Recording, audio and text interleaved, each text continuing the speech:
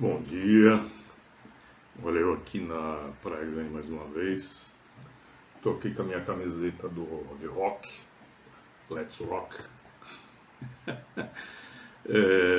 Todos os dias eu ouço rock para dar uma desopilada e ouvir coisa boa, né? Porque tem tanta coisa ruim que a gente ouve por aí. E ouve porque ainda bem que eu não sou surdo, né? Mas não significa que seja audível. Let's Rock. Eu estou aqui para falar para vocês novamente a respeito da minha opinião sobre o mercado de gerenciamento de projetos no Brasil. Eu entendo que, até em função da polarização que o país atravessa, isso aí acaba se refletindo nos projetos, acaba se refletindo nas empresas, nas companhias, né?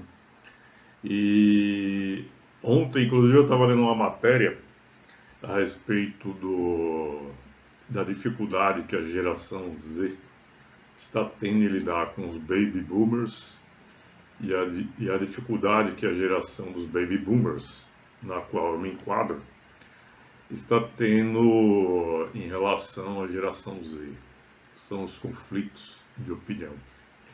E eu entendo que, de novo, né, até por conta dessa polarização e a dificuldade que as pessoas têm hoje em ouvir, eu estou falando do Brasil, tá? Eu não vou falar de outro país porque eu não moro em outro país e eu não tenho condições de avaliar, a não ser a partir de informações que chegam através da mídia, que eu não sei se são ou não tendenciosas. Então eu vou focar exclusivamente aqui no Brasil. E hoje uma das grandes dificuldades que a gente vê nas pessoas é ouvir. E como nós já falamos mais de uma vez, 90% do trabalho de um gerente de projetos é a comunicação. E ouvir faz parte dessa comunicação. Muito mais ouvir do que falar. Uma boca, dois ouvidos. Então nós estamos muito mais aptos a ouvir do que falar. No entanto, o que a gente percebe é que as pessoas não ouvem, não aceitam opiniões contrárias às suas, e isso acaba se refletindo nas empresas e nos projetos. Então, aquela ladainha que a gente ouve há um bom tempo, pensar fora da caixa, dar a sua opinião, divergir, não passa de balela. Eu mesmo já fui, obviamente que não é, às vezes não é explícito, mas às vezes é explícito, penalizado por me expressar e por mostrar minha opinião. Não simplesmente pelo fato de discordar, não é isso. Eu confesso que eu gosto de provocar a discussão, o debate e não o tumulto. Porque eu vou repetir aqui,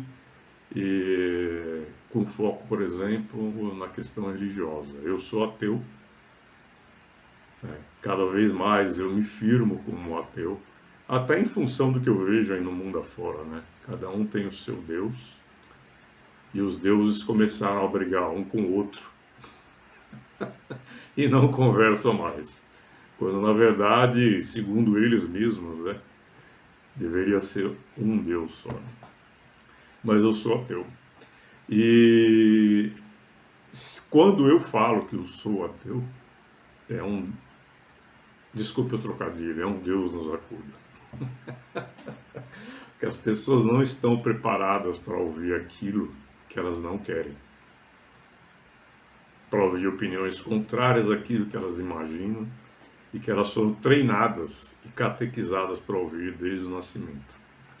Isso não significa que eu não ouço um católico, que eu não ouço um evangélico, que eu não ouço um presbiteriano, que eu não ouço um ateu.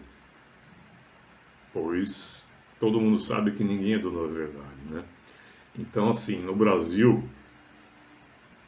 corrigindo, enquanto o mundo está na quarta revolução industrial, partindo para a quinta, o Brasil ainda está na primeira e com o que tinha de pior na primeira Revolução Industrial, que é o comando e controle, que é pode, manda quem pode, como é que é?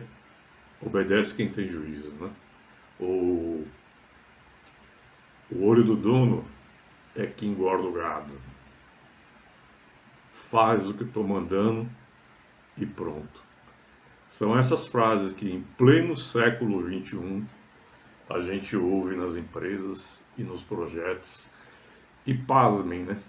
De dirigentes, de pessoas que estão na direção de muitas empresas.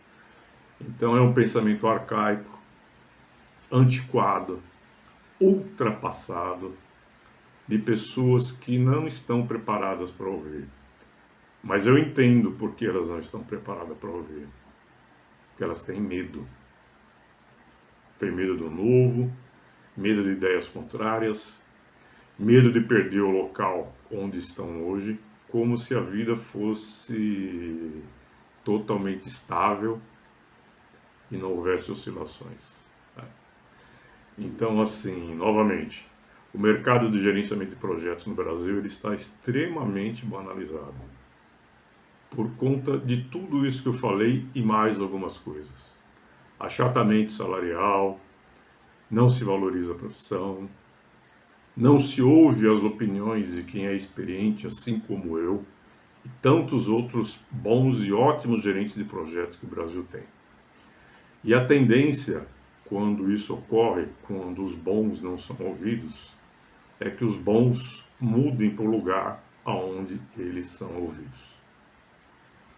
E é uma pena, porque o Brasil tem um potencial muito grande, tem profissionais muito bons aqui no Brasil, de gerenciamento de projetos, que estão sendo subutilizados quando não estão sendo inutilizados.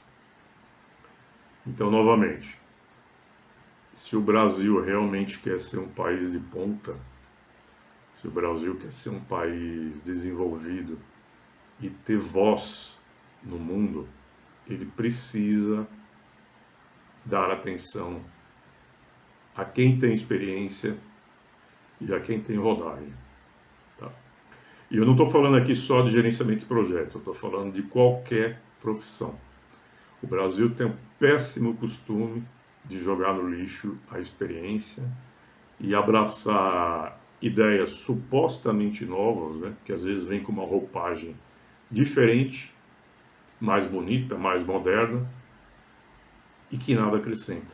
E que muitas vezes esses que fazem um bom discurso viram CEO, CFO, CIO, mas com o único foco em si mesmo e não no sucesso da empresa e do país como um todo. Então eu faço um apelo aqui aos gerentes de projetos, inclusive, para nós nos unirmos, né? Porque eu tenho também algumas desavenças no bom sentido e discordâncias, vamos dizer assim, em relação a alguns gerentes de projetos que se posicionam de maneira equivocada.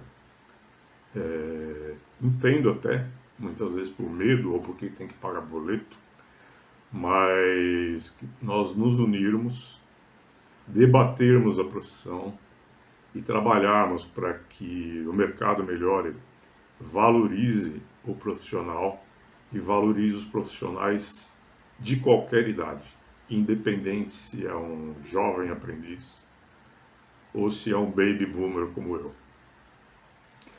Viva o Brasil, o primeiro projeto.com. Nós vamos trabalhar forte, mas muito forte, para que as nossas crianças tenham a mente aberta e diferente dessa geração atrasada que nós temos hoje no Brasil. Atrasada, ultrapassada, que não está disposta a ouvir. Então, o nosso trabalho será junto com essas crianças, para que elas entendam o que é diversidade, para que elas entendam o que é diferença de ideias, para que elas tenham a mente aberta, para que no futuro não muito distante, a gente tenha um país que possa ser chamado de nação. Viva o Brasil!